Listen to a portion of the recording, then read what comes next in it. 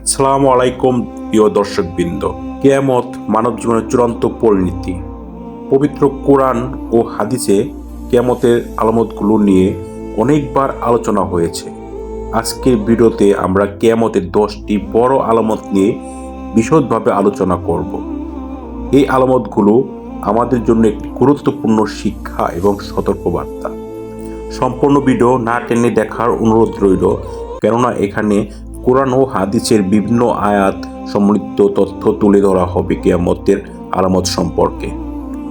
নবী করিম সাল্লাল্লাহু আলাইহি সাল্লাম বলেছেন, কিয়ামত তখনও সংঘটিত হবে না যতক্ষণ না 10টি বড় আলামত দেখা যায়।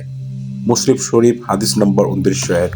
রাসূলুল্লাহ সাল্লাল্লাহু আলাইহি সাল্লাম এর হাদিসে কিয়ামতের 10টি বড় আলামতের কথা বলা হয়েছে। এগুলো হলো: 1 নম্বরে দাজ্জালের আবির্ভাব, 2 নম্বরে ঈসা আলাইহিস সালামের পুনরাগমন, 3 নম্বরে ইয়াজুজ মাজুজের উদ্ভব, 4 নম্বরে ধোঁয়ার প্রাদুর্ভাব, 5 নম্বরে এক বিশেষ পশুর আবির্ভাব, 6 পশ্চিম দিক থেকে সূর্যোদয়, 7 3টি বড় ভূমিকম্প, 8 আগুনের প্রাদুর্ভাব, 9 কাবা শরীফ ধ্বংস হওয়া, 10 মানুষ ধীরে ধীরে ইসলাম থেকে দূরে সরে যাবে। এখন আমরা একে একে প্রতিটি আলামত নিয়ে বিস্তারিত আলোচনা করব। সঙ্গে থাকুন, পুরো ভিডিও না টেনে দেখুন। দাজ্জাল এমন এক মিথ্যাবাদী যে নিজেকে ঈশ্বর বলে দাবি করবে। এটি ইসলামের সবচেয়ে ভয়াবহ ফিতনা।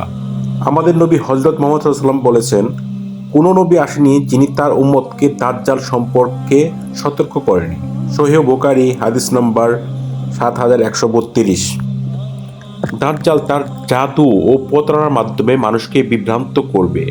তার চিহ্নগুলো হলো: তার একটি চোখ অন্ধ থাকবে, সে নিজেকে ক্ষুধা দাবি মনে করবে, তার সাথে থাকবে জান্নাত এবং জাহান্নামের মতো কিছু সদৃশ্য, মক্কা এবং মদিনায় প্রবেশ করতে পারবে না দাজ্জাল।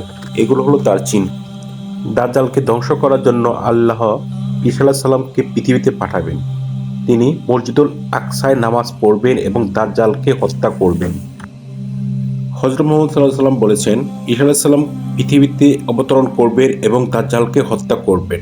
সহিহ মুসলিম হাদিস নাম্বার 2937।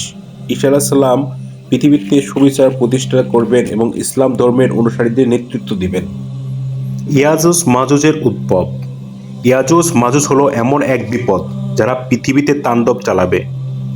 তারা পৃথিবীর সমস্ত সম্পদ ধ্বংস করবে। পবিত্র কোরআনে বলা হয়েছে, তারা প্রতিদিন তাদের প্রাচীর ভেঙে বের হওয়ার চেষ্টা করে। সূত্র সূরা আল কাহাফ আয়াত 18-98। ইয়াজুজ মাজুজ দুনিয়ার জীবনের বিশাল বিপর্যয় ঘটাবে এবং আল্লাহ তাদের ধ্বংস করবেন। কিয়ামতের একটি বড় আলামত হলো ধোঁয়া, যা পুরো পৃথিবীকে ঢেকে দিবে। পবিত্র কোরআনে বলা হয়েছে, অপেক্ষা করো সেই দিনের যখন আকাশের ধোঁয়া দেখা যাবে। সূত্র সূরা আদ-দুখান আয়াত 44-10-11। এই ধোঁয়া কাফিরদের জন্য শাস্তি এবং ঈমানদারদের জন্য একটি পরীক্ষার মাধ্যম হবে। কিয়ামতের আরেকটি আলামত হলো একটি বিশেষ পশু যা মানুষকে সতর্ক করবে। পবিত্র কোরআনে বলা হয়েছে, আমি তাদের জন্য একটি পশু বের করব যা তাদের সঙ্গে কথা বলবে। সূত্র সূরা আন-নামল আয়াত 27-82। এই পশু ঈমানদার এবং কাফিরদের মধ্যে পার্থক্য নির্ধারণ করবে। কিয়ামতের একটি চূড়ান্ত আলামত হলো পশ্চিম দিক থেকে সূর্য উদয়। বর্তমানে আমরা তো জানি সূর্য পূব থেকে ওঠে, কিন্তু কিয়ামতের আগে সূর্য পশ্চিম দিক থেকে উদয় হবে। রাসূলুল্লাহ সাল্লাল্লাহু আলাইহি সাল্লাম বলেছেন, যখন সূর্য পশ্চিম দিক থেকে উদিত হবে তখন তওবা গ্রহণ করা হবে না। সূত্র সহিহ বুখারী হাদিস নম্বর 3199। এটি এমন একটি সময় হবে যখন মানুষের জন্য তওবা করার দরজা বন্ধ হয়ে যাবে।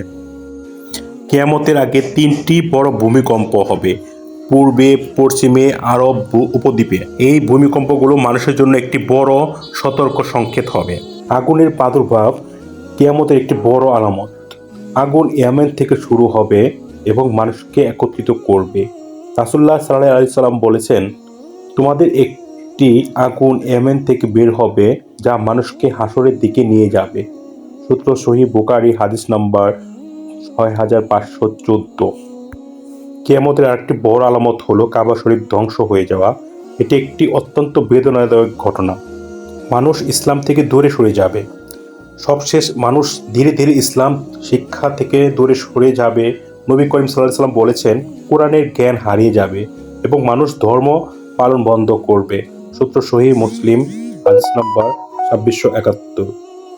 আজকের আলোচনা এখানেই শেষ করছি। আমরা কিয়ামতের 10টি বড় আলামত নিয়ে বিস্তারিত জানলাম। আশা করি এই আলোচনা আমাদের ঈমান মজবুত করতে সাহায্য করবে। লাইক, শেয়ার এবং সাবস্ক্রাইব করতে ভুলবেন না। আল্লাহ আমাদের সবাইকে সঠিক পথে পরিচালিত করুন।